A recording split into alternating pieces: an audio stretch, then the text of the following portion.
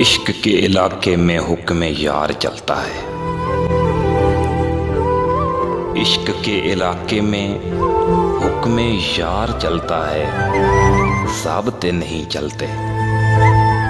हुस्न की अदालत में आजिज़ी तो चलती है, मर्तबे नहीं चलते। और दोस्ती के रिश्तों की परवरिश ज़रूरी है, सिलसिले ताल्लुक़ के खुद से बंद हो जाते हैं। लेकिन इन शगुफ़ों को टूटने बिखरने से रोकना भी पड़ता है। चाहतों की मिट्टी को, आरज़ू के पौधे को सींचना भी पड़ता है। रंजिशों की बातों को भूलना भी पड़ता है। दर्द फैल जाए तो एक वक्त आता है,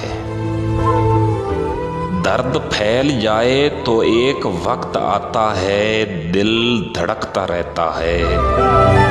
आरज़ू गुज़ीदों के हौसले नहीं चलते। दश्ते बेयकीनी में आसरे नहीं चलते। राहबरों की आंखों में मंज़िलें न जब तक हों,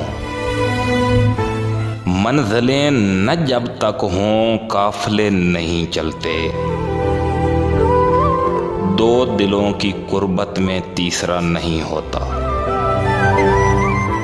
दो दिलों की कुर्बत में तीसरा नहीं होता, वास्ते नहीं चलते। एक ज़रा तवज्जो से देखिए तो खुलता है, लोग इन पे चलते हैं, रास्ते नहीं चलते। वक्त साथ चलता है ताला आज़माओं के,